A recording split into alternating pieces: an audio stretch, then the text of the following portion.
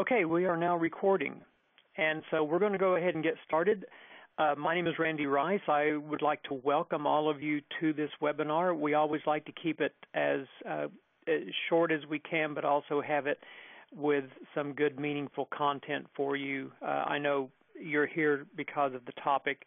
Many of you are probably either in the process of establishing a software quality organization, or you kind of see that in your future, or you may just kind of be wondering what it's all about. I have a couple of polls that we're going to push out.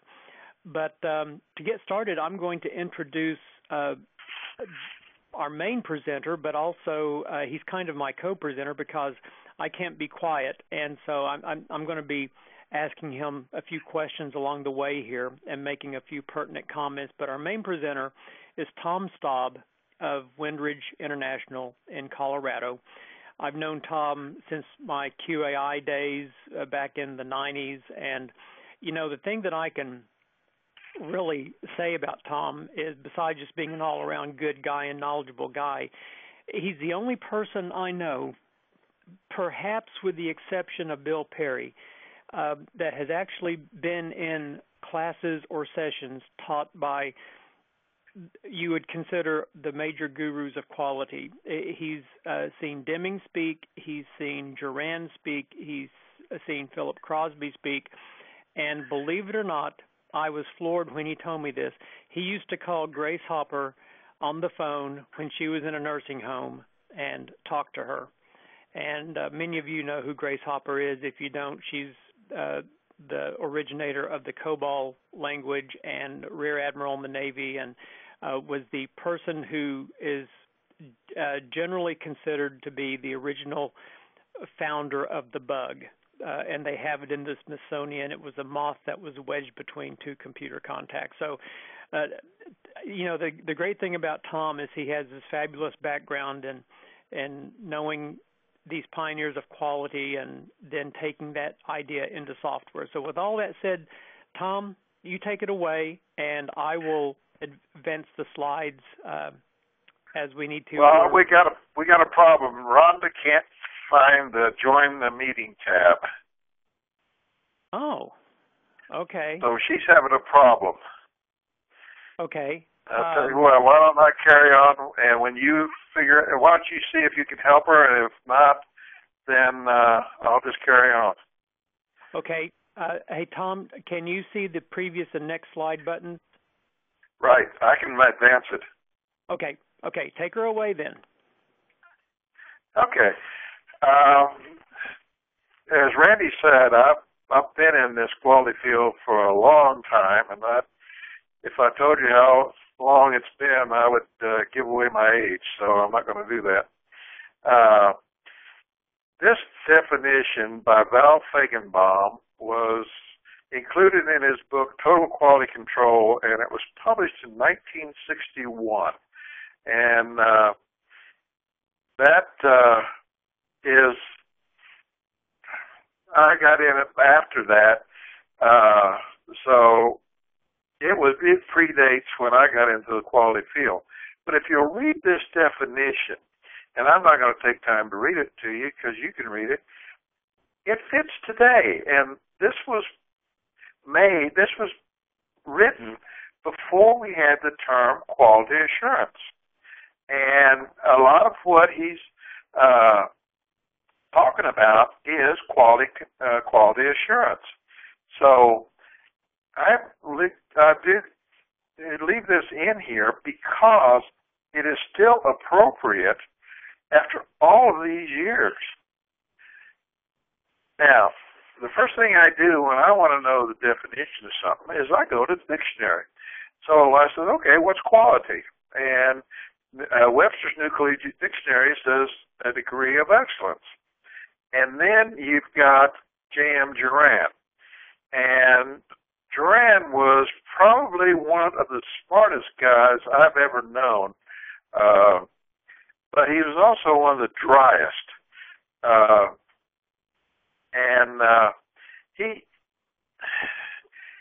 You had to want to get his pearls of wisdom and be willing to sit there and listen to him because he talked in a monotone. But he came up with the term fitness for use, and that fits everything. And it took me a while to figure out what he was really saying on fitness for use. And when we get into this, I'm going to refer back to that definition in a little bit. Now, this man, Patrick Townsend, as Randy says, I've been truly blessed to get to know a lot of the people that have been in the quality field for a lot of years. And Pat wrote a book. His first book was Commit to Quality. And one day I was talking to him. I said, Pat, I don't remember much about your book. I couldn't quote it, but I can quote your definition of true quality. And true quality, by Pat's definition, is quality of fact, the quality that you can measure. And that's what we usually think of as our metrics. Plus the quality of perception, which is what your customer or end user thinks the quality of your product really is. So then we go to dimming. And everybody that's been in the quality profession any number of years knows who every editor's dimming is. He is considered the father of the modern quality movement. And in fact, dimming helped bring Japan back to a manufacturing entity after World War II. And before World War II, the Japanese products were considered not very good, a lot like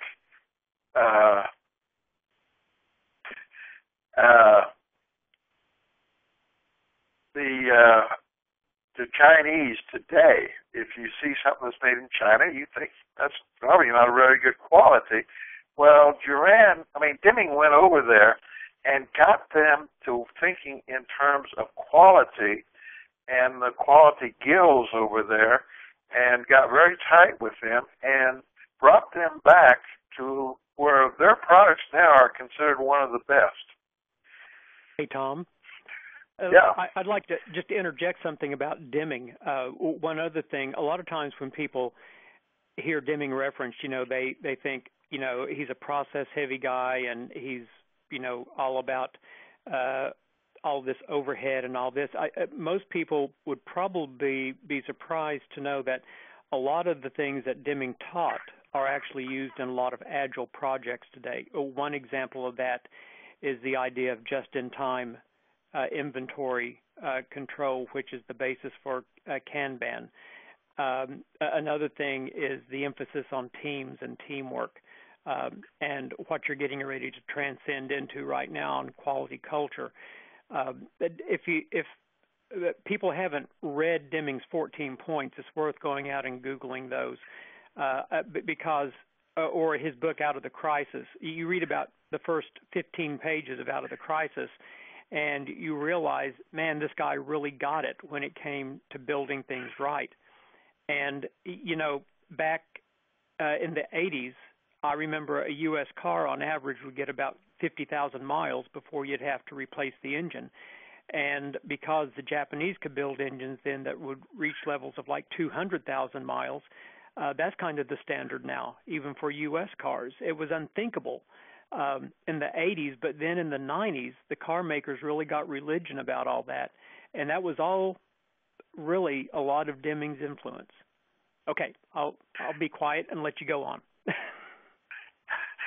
No, I thank you, because if you want to look at the state of quality in our manufacturing, what you got to do is look at the automobile industry, because the Japanese have been for years considered the gold standard. But there are companies that periodically will rise to the top, like Ford, and they'll produce a very good quality car and really compete with the Japanese. So if you want to look at the barometer of what the quality is in our current production, look at about the automobile industry? Okay, quality culture. A company needs to establish a culture dedicated to quality. And no company has ever been truly successful in having high quality until this comes about. And I just mentioned Toyota, I mentioned Ford, and when they rise to the top, that is their quality culture. Everybody is thinking about the quality. And if you go back to Deming's definition of quality is everybody's responsibility, what he's talking about is a quality culture in the company. And this is what I call the golden triangle. If you look at your organization, there really is only three things that you have to consider. One are the people. Two is the processes. And three is tools. And I'm not talking tools like a hammer and chisel and a saw. I'm talking about even the software tools that we give to our people to do their job. So these are the three things that you have got to look at and consider with your company. That's your golden triangle. And when you put quality into the mix, it's got to the quality culture has got to incorporate all three of these things. So there is a common language in companies. And if you look at this, and let me go through it a minute, I think you'll find that even in your company, this holds true, that lower management and non-supervisor, their language is things. How can they put out some things? How can they do their job every day? So they're concerned with things. And so, but when they get to middle management, they have to become bilingual. They retain the lower management and non-supervisory language of things, but they also have to start thinking in upper management's language of money. And if you don't believe money is the language of upper management, you are mistaken, because that is what they think of.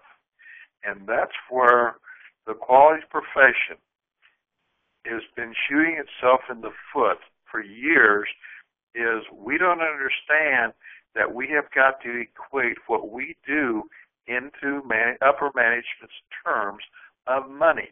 We also have to come down and be bilingual and think of how do we report what we're doing to the lower management and non-supervisors in the language of things. So when you have the quality culture in place, you incorporate all three of these levels of language. Now, Barry Bowen, and Randy, I'm going to ask you to jump in here in a minute because you're familiar with all of this. Barry Bowen, back in the 80s, came up with this chart, and it's still good. If you go back today and look at the numbers that you'll come up with, they're statistically not significantly different than what Barry Bowen came up with in the 1980s. And what he's saying is that 56% of the defects are injected into the process in requirements. We don't do a good enough job of finding those. We don't have our reviews. We don't have our walkthroughs, so we don't find a lot of them. But if we did, it would cost us about $1. 27% of the defects that are in the system, when it's delivered, are caused in design. Again, we're not doing a good enough job early in the life cycle no matter whether you're doing an agile life cycle or a waterfall. So we're not catching that many of them, but if we did, it would cost about $5. Now, Randy, you've seen Bowen's latest figures, and he doesn't equate them to the dollars. He says that the $1 that I've got here is the baseline, and that, correct me if I'm wrong, but that anything that you find in design costs you 5 times that amount of what you would have spent in requirements. Am I right? Yeah, that's right. Probably the better way to see that cost to correct over there is as a multiplier instead of a hard dollar, because obviously it's going to cost you more than $1 to fix an issue and a requirement. Just dealing with one ambiguity or something. The other thing is that you'll see these various charts and tables and all different kinds of publications from different people, and I've kind of made it a hobby of mine to track this because, I don't want to be presenting old information in my courses. And the thing that really has been confirmed to me, even from some recent DOD studies, and Capers-Jones is another guy that really tracks this very closely. These numbers have been tracking about the same. The ratios have been tracking about the same for the last 30 years. The thing that I think is a bit different in Agile is that the requirements are now kind of replaced by user stories. But think about the vague or ambiguous user story that doesn't have clear acceptance criteria to it. And therefore, when you get down to code and testing, and people are doing test-driven development and they're writing their assertions, that they may not even be writing the correct assertions for their test-driven development. And then if it's an agile tester, they may not understand exactly what's going on either. Just one other quick thing, a little exercise that I like to do with executives. I like to get senior managers, if possible, in the room and have just one of their requirements at hand or one of their user stories or whatever it is, and have them as a team inspect it. And it's not uncommon to identify probably 10 to 15 things like ambiguities and gaps and incorrectness in any document, that hasn't been reviewed yet. And so then I'll ask the question, okay, so in this document we found 10, let's say. How many of these do you have on your project? Oh, okay, you have like 500 of these kind of documents. Okay, so let's just say on average they're about like this one. Same people writing them, same people making the same mistakes. So we could probably estimate 5,000 latent defects at a one-time cost multiplier. Now, so if you're not a believer in doing inspections and design, think about what that's going to do as it ripples through the rest of your life cycle. These 5,000 defects are going to cost you about 5 times more to fix in the design activities. They're going to cost you about 50 times more to address in testing, and heaven forbid they go out to production. And actually, just as an FYI, the current metric that I'm hearing right now for the U.S. is about an average post-production defect cost of about $4,500 to $5,000. And I'll be quiet here in just a second, Tom. Don't worry about it. But the thing to also understand is you have to separate out the cost to correct against the cost to totally remediate, like the NASDAQ performance problem. The last track I have, it's costing them over $72 million during the Facebook IPO incident that they've had to pay in fines, in restitution, and all of that. And the cost to fix that bug was probably pretty low, but the ancillary cost to it was much, much higher. So that's a whole different discussion here. But the important point that Tom is getting at is that we're all about trying to contain the defects early in the life cycle. And it's hard for testing groups alone to do that.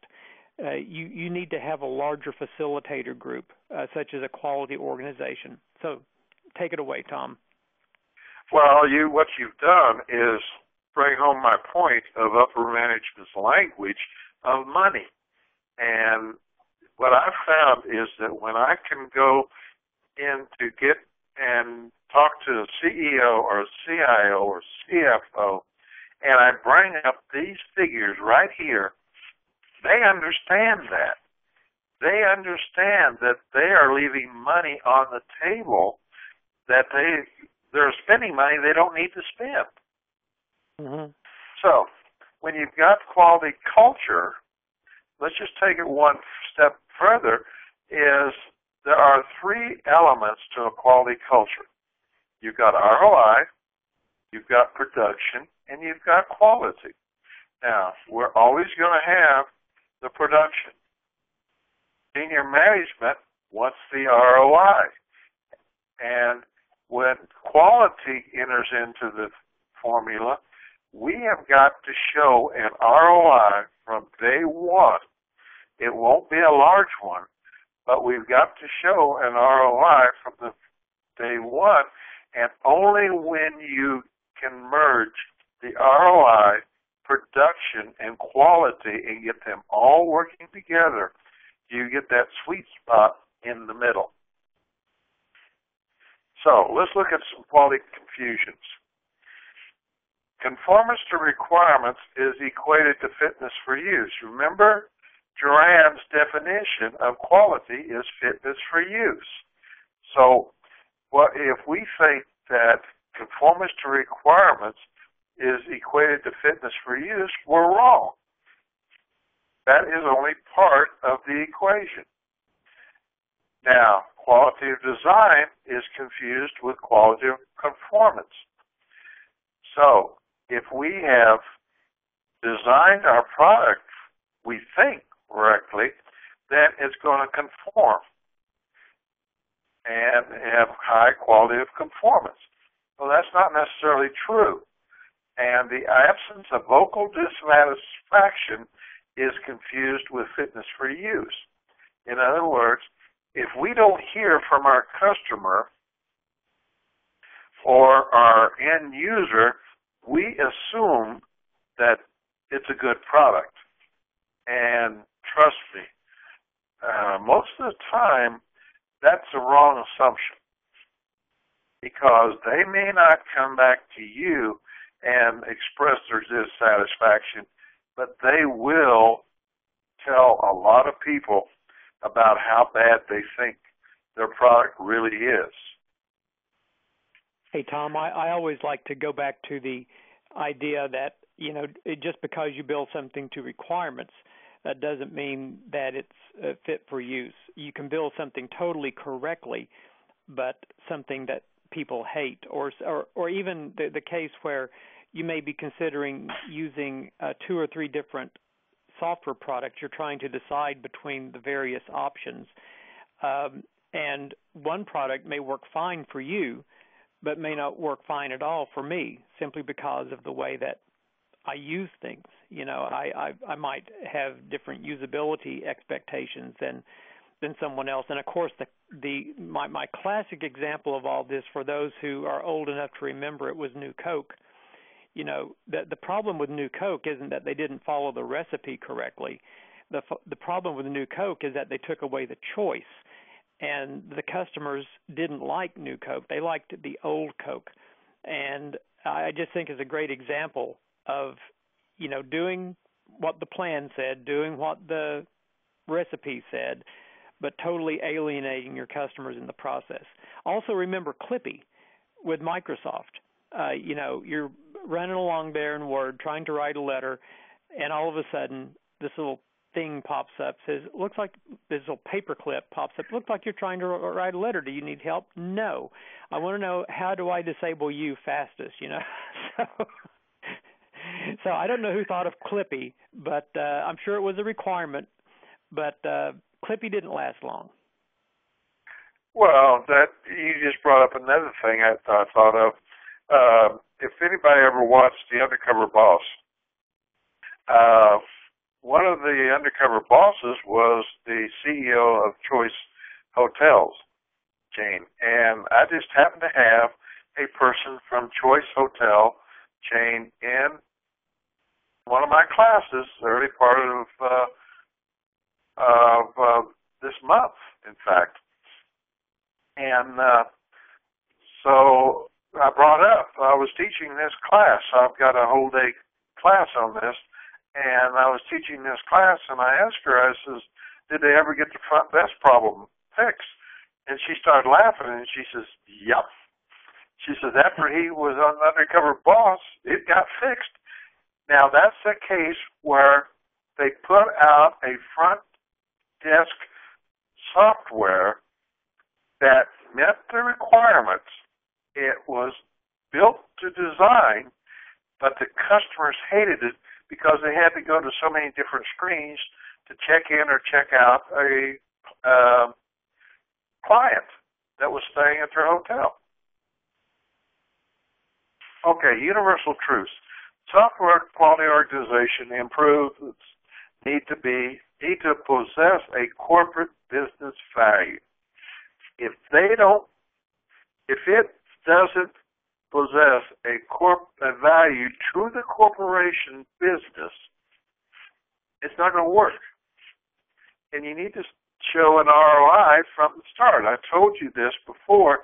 Usually we can get, if Randy and I go in and help a client set up SQO, we can usually get at least a 1 to 5% ROI within the first year that we can document and show. And after they've been up and running for 2 years, that figure usually goes up to about a 10% ROI, plus or minus, but it's generally averages out about that. So, but you've got to show this ROI from the start, and you can't change everything at once. When we give you the recommendations, we give you a priority sequence on those recommendations of what we feel you should do first, and then second, and then third. So you can't change everything at once or you'll go crazy, but you can incrementally make the changes. And implementation does not run smooth. Old Murphy's Law sets in every time, I'll tell you right now. Just be prepared to make changes on the fly. And you notice that I put in big bold letters, you will have resistance. So plan on it. The SQO process improvements don't stand alone. You can think, well, I'm going to make these changes and implement this software quality organization, and that's all I have to worry about is what's within this organization. Wrong, because you're going to be affecting everybody in the company. Remember the quality culture. You're going to be affecting that quality culture. And you need to live in the real world. What I mean here is you cannot go off and use your terminology and expect everybody to understand what you're saying. You have got to translate it into their terms and be able to explain quality to them in terms that they will understand. And you do not succeed without strong senior management support. You have got to have senior management behind you, not just vocally, but by word, by actions. They have got to demonstrate to the rest of the company that they believe in what you're doing and stand up for you and support you, and not just make an announcement and go off on a trip and be gone for 3 months when you're implementing this thing. They need to be around. They need to show the leadership and wave the flag for it. And you need a strong measurement program because, remember, part of this thing is quality of fact. You have got to be able to measure what you're doing and give them back the metrics that they want in their terms and not in our terms, and should support the process improvement cycle. So what do I mean by process improvement? Oh, wait, got one more Tom, thing. Tom, Yeah. I'm going to. I'd like to push out a poll real quick, if it's okay. Sure, go. Since you've just run that slide, because you've mentioned several things here, management support and all kinds of things. I would just kind of like to take a poll of our audience right now.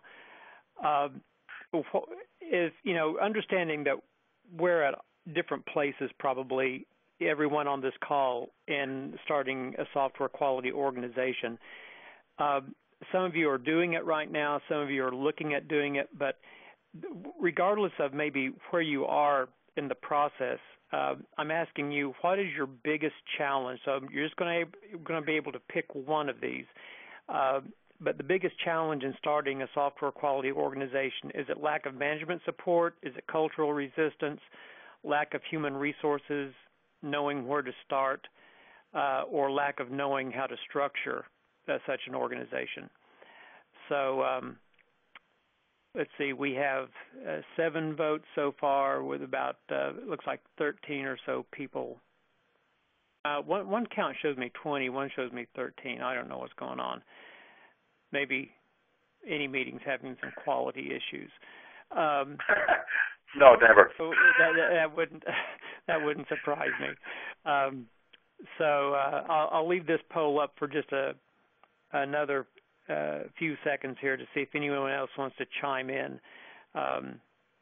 We got 10 votes so far, and yeah, we don't know who's voting for what, so it's totally anonymous. Yeah. Right now, it's a 3-way tie between cultural resistance, a lack of knowing where to start, and lack of knowing how to structure the organization. We have the final 10% there, 1 vote for lack of management support. So very limited sample size, but due to time, I'm going to go ahead and take the poll down. And it's kind of interesting. Well, wait a minute. Before you do, we're going to cover the knowing the structure. We're going to cover that into this presentation today. Knowing where to start, that I hope we can give you some ideas in this presentation. And cultural resistance, that I can't help you with today, but in my course, one-day course, I do cover that. So. Okay, yeah, we're going to see a little bit of it on the next slide, too, coming up. So. Yeah. Okay, let's stop polling. Okay. And there's your figures. Yeah. By the way, Tom, we have a comment from my friend Violet in Fort Worth. She says, I think if you don't know where to start or how to structure the organization, either you need a strong mentor or you shouldn't be in the role. And a smiley face. And I would agree. You really have to know those things. You need to know, what your mission is. You need to know who your supporters are, how to structure it, and kind of what your plan is. And I kind of have this thing I call planned organic, which is kind of letting the organization grow. I've been on so many projects where they've tried to stand up these huge centers of excellence, and if you do too much too soon, like you said earlier, it's overwhelming, and that kind of increases the cultural resistance. But it's one of those things where you really have to have your strategy down. You have to be able to say, why are we doing this? So great comment there, Violet. Tom, if you want me to, I'll go ahead and address this next slide since I was the one that wrote it. Well, just a minute. On Violet's comment, that's why you and I are here. Yeah, we can do that, by the way. Yeah. So Tom and I were having a practice session yesterday, believe it or not. And when we were talking about culture, it reminded me of something that Bill Perry and I wrote in our book, Surviving the Top 10 Challenges of Software Testing, back in 1997. And there was this, back at the time, that this whole Top 10 Challenges book is about the human issues in testing. And even though it has a 97 copyright, about probably 90% of the things in there are still very valid and people still struggle with today. But I remember this little quote this little thing we wrote in there about culture. And, some companies think, oh, we can't improve because, we're just the way we are. It's always been this way and it'll never change. But Bill and I, we put kind of a different perspective on it. We said, really, if culture truly ruled the organization, everyone would show up at 10 a.m., and there would be 2-hour lunches. Now, I'm not going to say who it is, but I've been in clients where actually that did happen. But anyway, cultural resistance is not an acceptable excuse for having poor processes. Management has the responsibility to put in place processes that will meet the objectives of the organization. And that's exactly what Deming said. When he said quality is everybody's job, but it's management's responsibility. So you have to overcome the cultural resistance. And the best way to do that is by showing what's in it for them. How is it going to help their lives to have a smoother process to do things, not a bureaucratic process, but just a better way to do things. And they're going to have the developers are going to have fewer night calls, and maybe they can show up before 10 a.m. Anyway, that's just my little quote that I thought of. Okay, I talked about the process improvement cycle. We're only going to look at briefly the first part of this, the assessment, because it fits into what Violet has said and what we know it's going to take to get to a software quality organization that's high performance. You start out with an assessment, and you identify the areas for improvement. You plan the improvements, then you implement the improvements. Well, guess what? You see this is a never-ending thing, because once you implement the improvements, you've got to go back and assess, did we fix what we really wanted to fix? And have we improved the process? And again, you keep going around this loop until you get to where you want to be. So, an assessment. Everyone knows how to do an assessment, right? I'm going to assume everybody's going, yep, we can do them. Well, assessments can successfully be performed using in-house assets. And I'm going to tell you right now, yeah, they can, but look at my third statement down here. Assessments need to be viewed as independent and unbiased. And that's where you get into trouble when you use strictly in-house assets.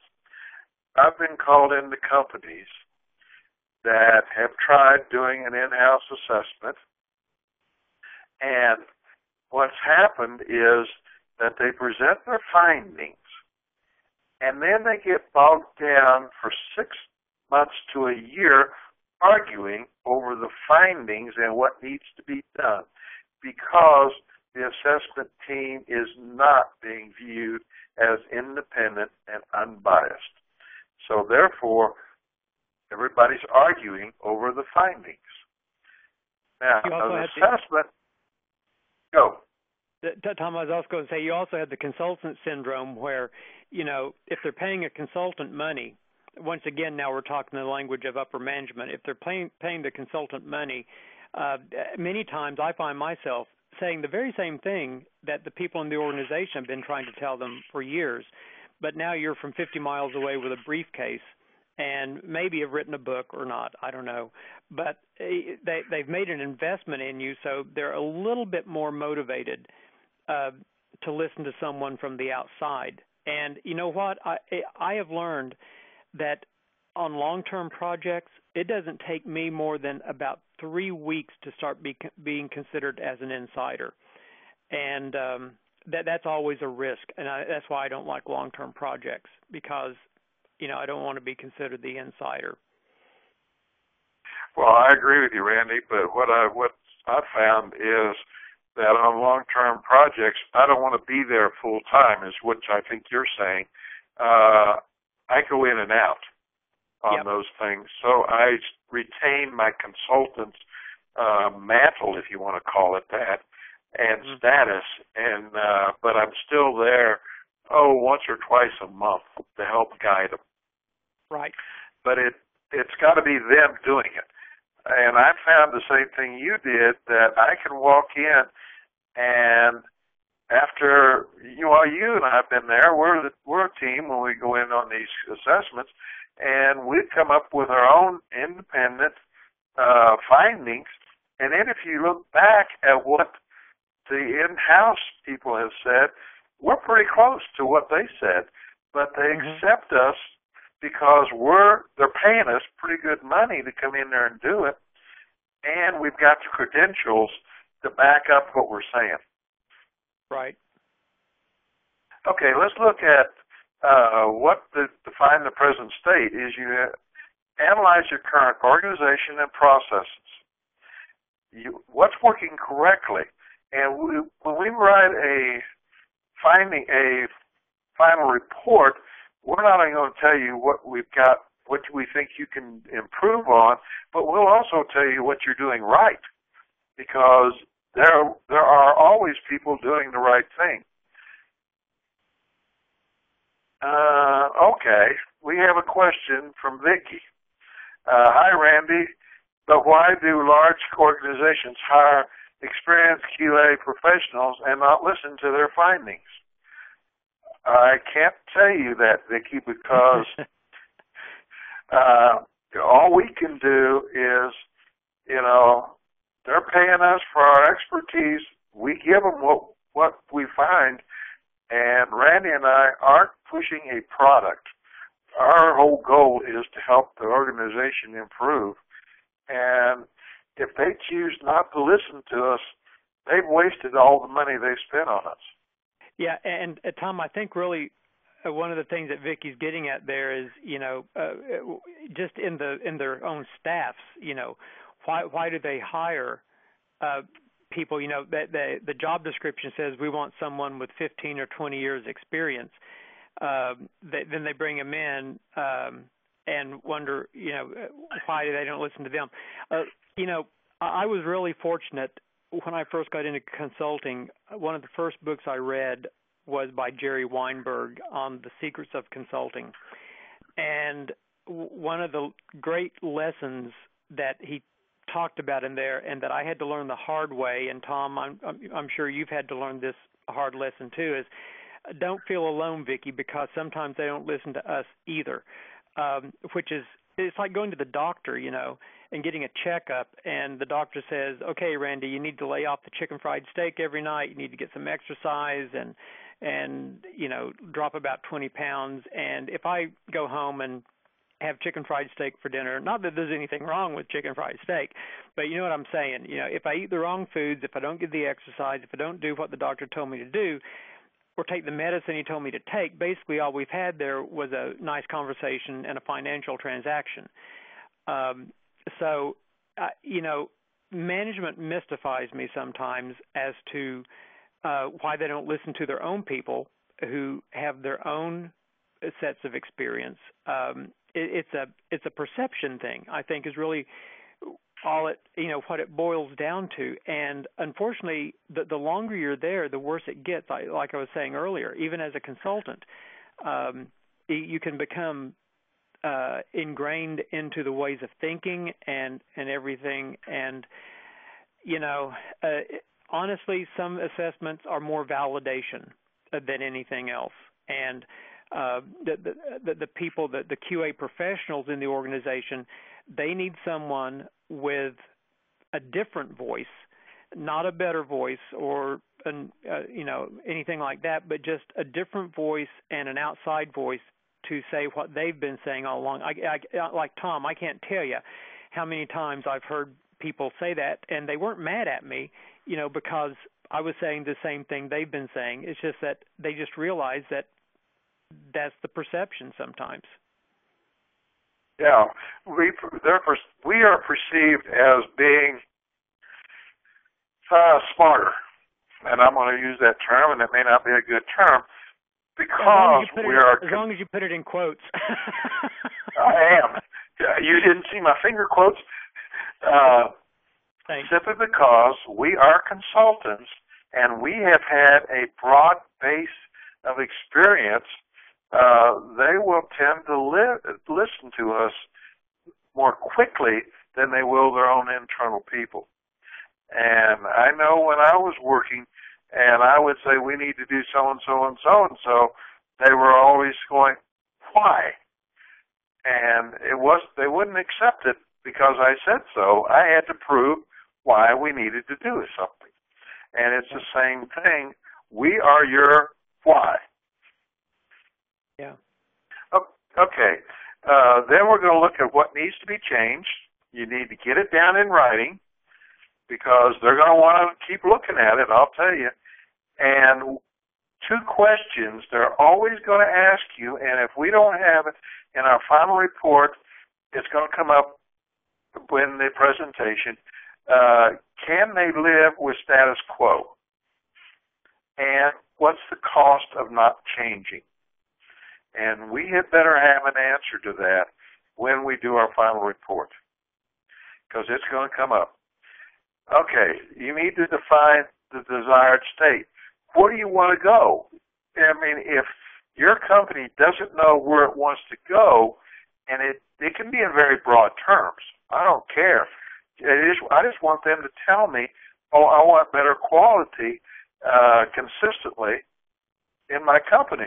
That's fine. At least they've said where they want to go, and we have got a starting point of what to look at and what to go for.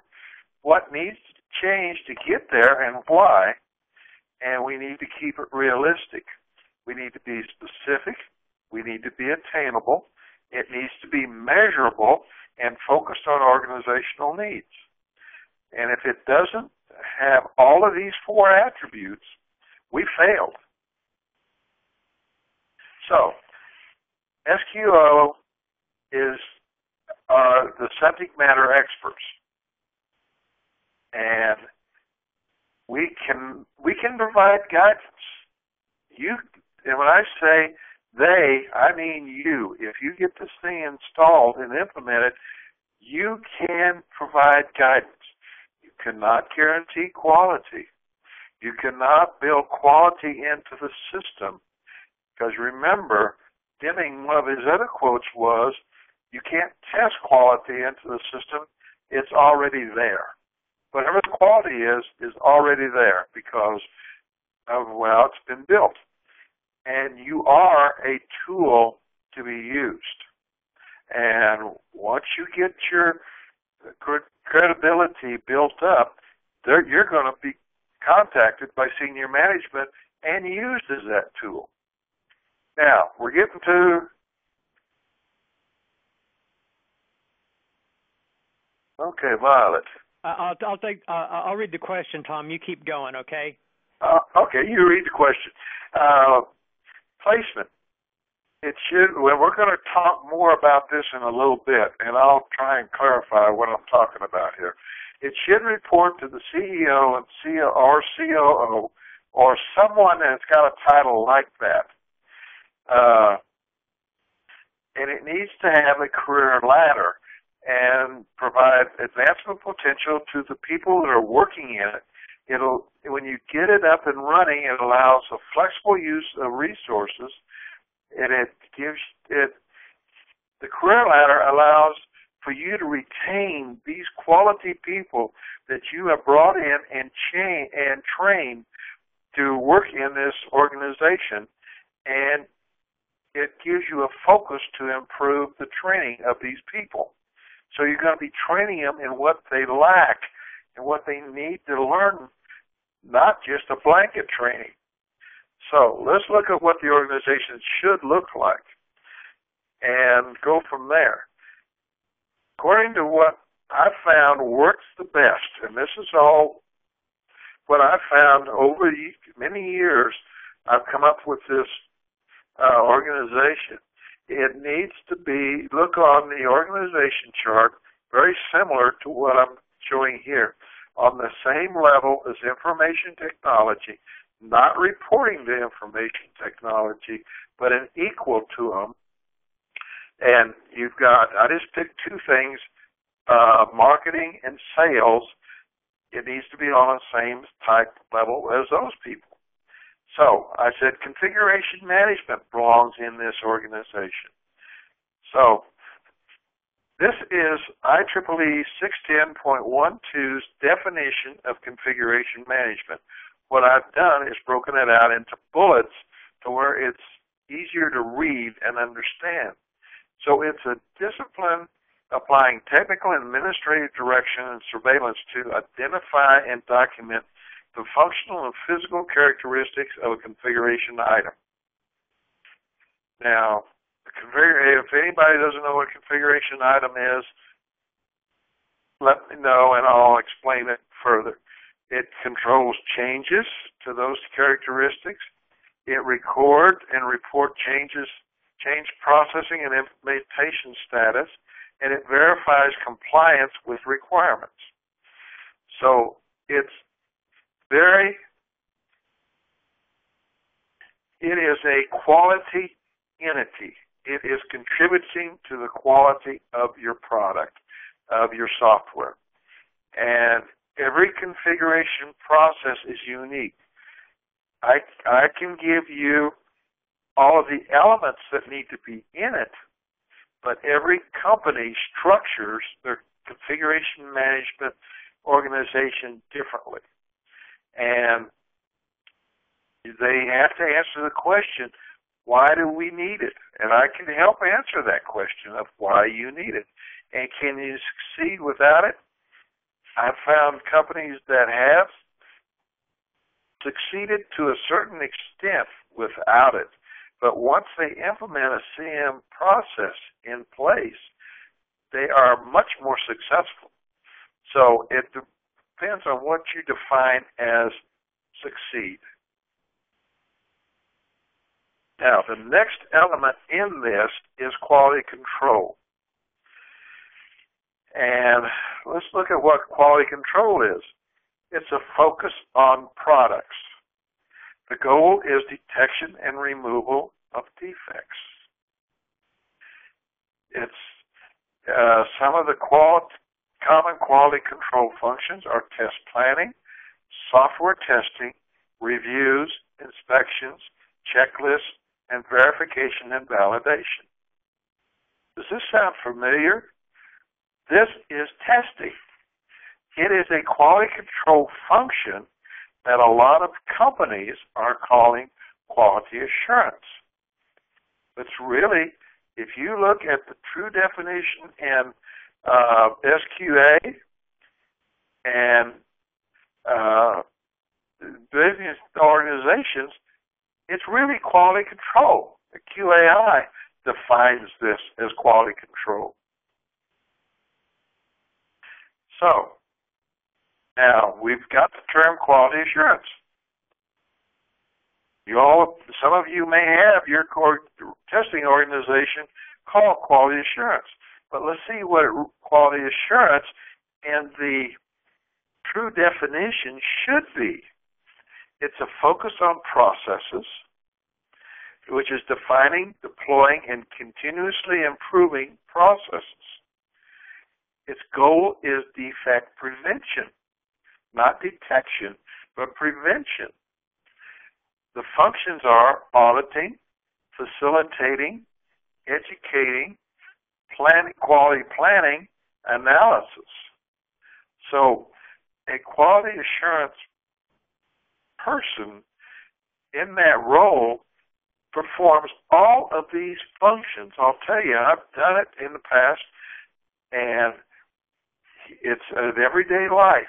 That's what you do, and you may not realize that you're facilitating or educating, because it all winds up as part of your daily work, and defect prevention You get called in when people have got a problem, and your job is to find the root cause of that problem and get it fixed so that it doesn't happen again. And then you've got measurements in here. Now, when I present this, a lot of times, when I get to this point, because I say that the software quality organization is a staff function. And people go, oh, what's a staff function? What's the difference between a line function and a staff function? Well, I'm going to tell you right here. And then I'll try and explain why I say the SQO is a staff function.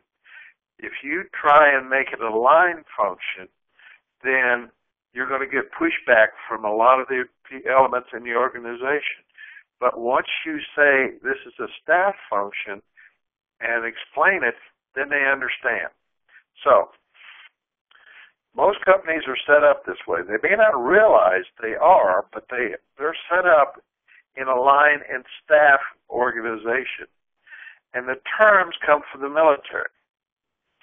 So the military is the first ones that come up with this. And the line function is directly advances organization core work like production, sales, marketing. But a staff function supports those the CIO and the CEO and the organization, much like human resources, accounting, public relations, legal, quality assurance is a staff function. It's on a level similar to these other four. And you offer advice in an effort to improve the operations. So when you put it in that element, in that definition, we go back to our chart we had, and what that means is you've got a dotted line. You've got you're a resource to all of these other organizations. So, Randy, you want to take this one? Yeah, I'm going to hit this one real quick. I know we're coming up on our deadline here.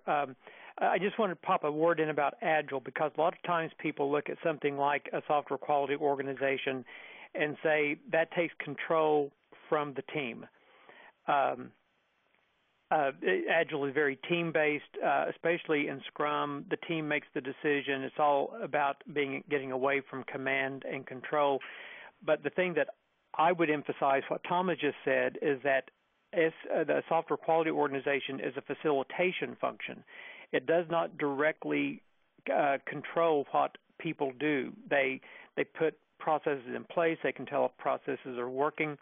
But one of the things that I hear most often in working with Agile teams is that Team A is doing testing one way, Team A is doing it another way, Team C is doing it another way, and there's nobody that actually ties all that together because all the testing has gone out to the teams. And so the whole software quality organization concept really could be applied to any project methodology. It doesn't, depend on waterfall or anything else. But anyway, that was my thought about Agile. Now, let's just to wrap this up here.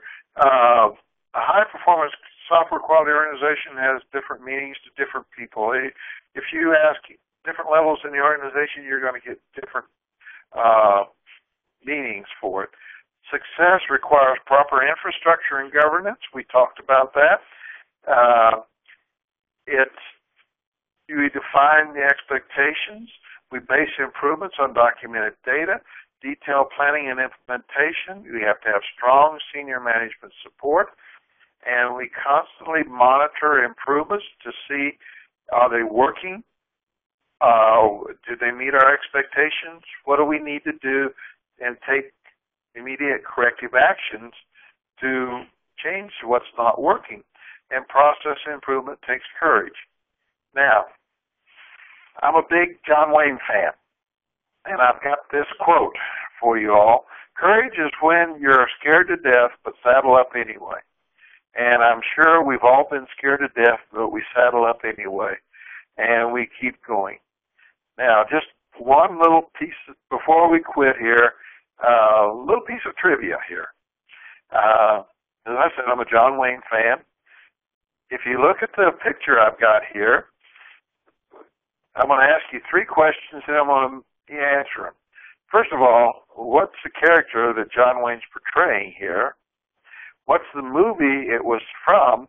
And why is this role significant to John Wayne? And so it's Rooster Cogburn out of the original True Grit. And what's significant is that's the only Oscar John Wayne ever got was for this role. So I want to thank you all. We're running about Violet. She knew the answer to that question. That doesn't surprise me. Thank you, Violet. Well, Violet is a treasure of knowledge. Okay. Hey, Tom, before we wrap up real quick, let me just get back to the comment that Violet put in there because she spent a lot of time typing it in. We're talking about the thing about consultants versus QA professionals on the job being considered in different light. She says it's kind of like getting one's parents to accept one as an adult who doesn't need to be checked or disciplined.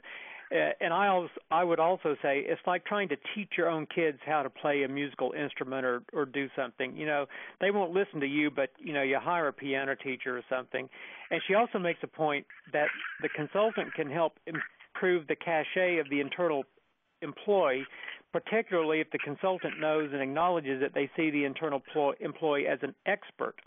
And so basically you're letting your client know that this internal employee is a good, qualified person.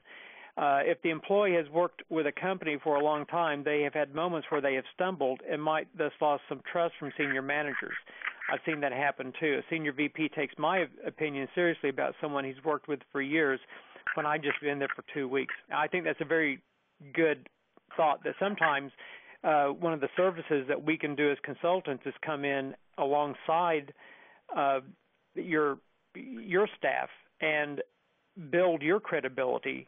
Even though you already have your own personal credibility, it is perception. And when we can say, Joe over there is really a great tester, it has a lot, it has a lot of good attributes, that helps your whole team. That helps you as well. Okay. That's okay. If you think of any questions you didn't ask during this thing, Randy and I are available. Just in your subject line, reference this webinar and send us an email or give us a call. I'll be happy to talk to you. And so will Randy. And we hope that you'll join us. We're thinking about having another one next month, and we'll let you know what it is and what the topic's going to be, and I hope you'll join us. Okay, thank you, Tom, for driving the presentation. Great job. And don't forget, folks, to download the slides and the PDF if you want those, because that will have our contact information on there. And I'm also going to push out when the recording is done where you can locate that, and we'll also put that out on YouTube and where that can be freely accessible too. So thank you so much, everyone, for your time today. Thank you, Tom, for your presentation, and we look forward to seeing you guys next time. Goodbye. Goodbye.